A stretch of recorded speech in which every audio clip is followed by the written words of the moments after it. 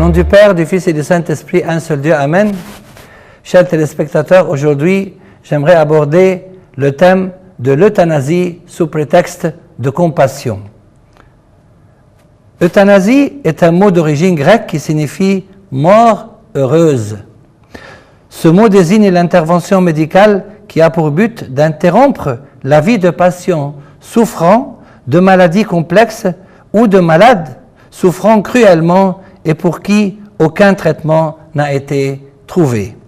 Cette intervention se veut motivée par la pitié qu'éprouveraient les médecins envers ces malades. L'euthanasie voudrait aussi s'appliquer aux enfants ou nourrissons atteints de retard mental ou de maladies complexes par pitié pour eux et pour leur épargner une vie de souffrance. Les partisans de l'euthanasie sont divisés en deux catégories. 1. Ceux qui posent comme condition préalable l'approbation claire et franche du patient avant l'intervention médicale qui supprimera sa vie. C'est l'euthanasie volontaire. 2. Ceux qui estiment que l'avis médical est à lui seul suffisant pour décider de l'intervention qui supprimera la vie du patient. Ceux-ci pensent qu'il est de l'intérêt du patient de se voir délivré de la douleur et de la souffrance, même sans son autorisation. Il s'agit de l'euthanasie involontaire. Cette seconde catégorie tient compte des situations où le patient est incapable de donner son approbation.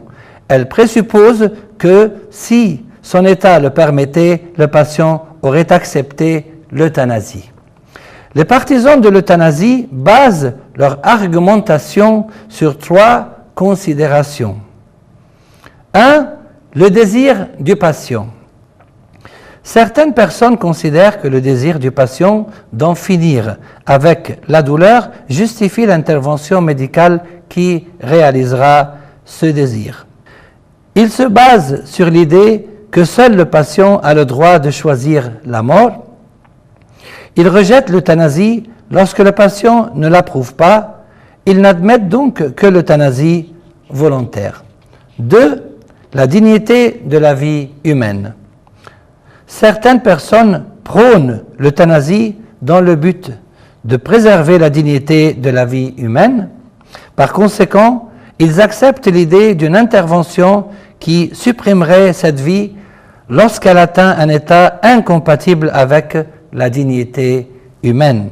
Ces personnes prennent en considération certains cas de maladies complexes et les facteurs qui les accompagnent, tels que la douleur, la perte de lucidité, les cas de délire et l'incapacité à contrôler les fonctions naturelles du corps. Ces facteurs font partie des cas qu'ils considèrent comme incompatibles avec la dignité d'une vie humaine. Ils estiment que l'intervention qui supprimera la vie du patient dans de telles circonstances est non seulement un acte de miséricorde, mais aussi un acte qui préserve la dignité du patient.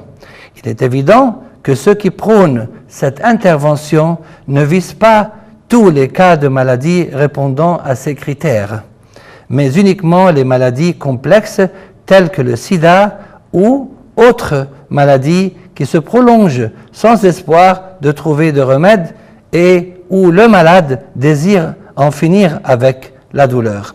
3. L'intérêt du malade.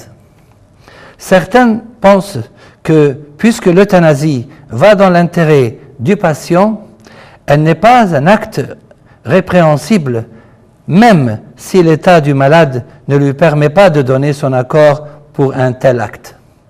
En fait, l'euthanasie est une pratique qui a l'apparence de la pitié et de la miséricorde, mais en réalité, elle est la négation des vérités fondamentales de la foi.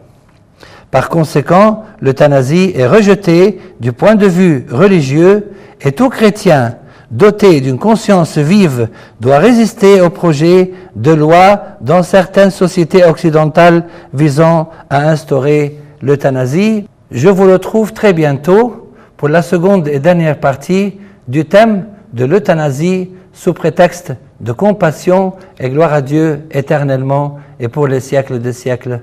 Amen.